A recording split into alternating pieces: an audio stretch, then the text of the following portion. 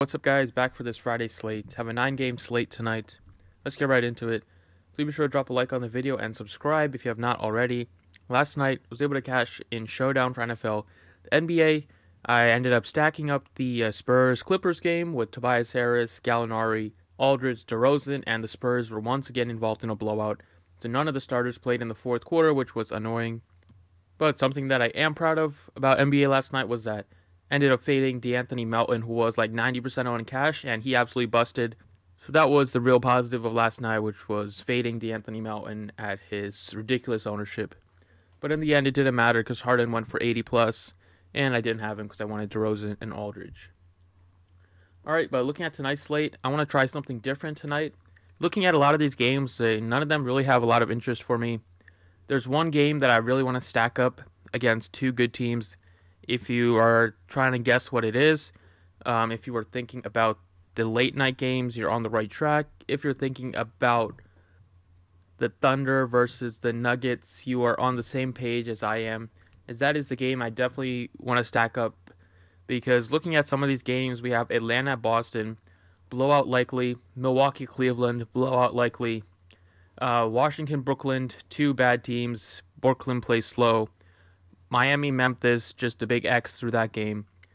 The Knicks, Charlotte, we know what happened last time. It was a blowout, but Knox went for like 50. Indy, Philly, it's going to depend on Jimmy Butler's status. Toronto, Portland, two good defensive teams. And then Golden State, Sacramento. Golden State's looking like it's going to pound the Kings after they got embarrassed by the Raptors.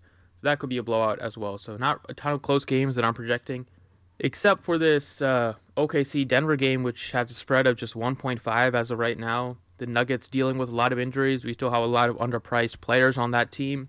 The Thunder are a very easy team to figure out. The production comes from two main guys, Westbrook, Paul George, but four guys really in total with Westbrook, George, Steven Adams, and Schroeder off the bench. So it's very easy to game stack this game.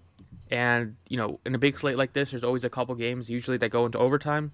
If this game happens to go into overtime and you have like 7 out of your 8 players are from that game, you're definitely going to cash, and you definitely have a chance at taking down a tournament, depending on how, if you pick the right players from that game. So I really think this Thunder Nuggets game can be the difference on the slate. I want to get all the pieces from that game. So let's start it off with Russell Westbrook again at 10-8. He's been letting me down every time I recommend him.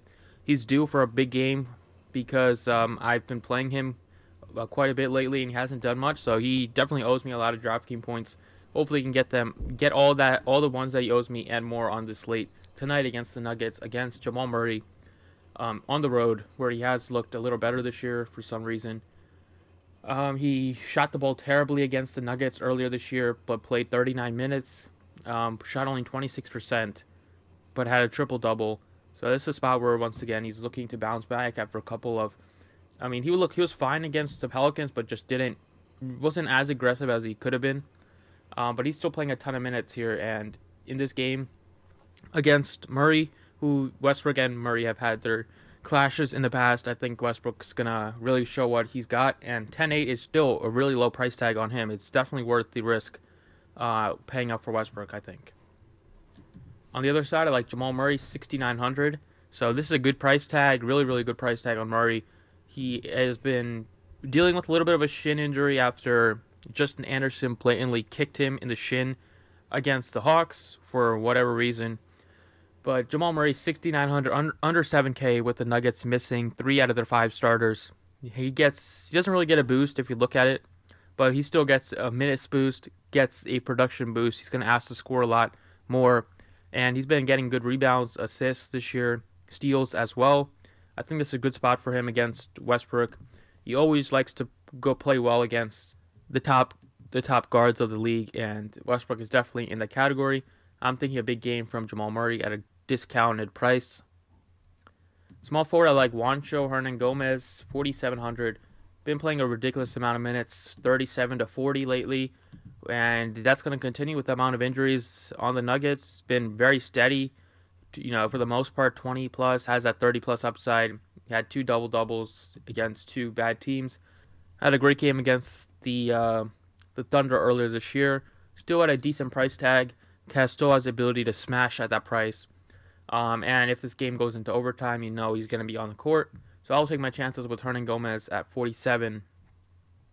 At power forward, I like Mason Plumlee. This is going to kind of depend on who's starting for the game because Plumlee started against the Grizzlies.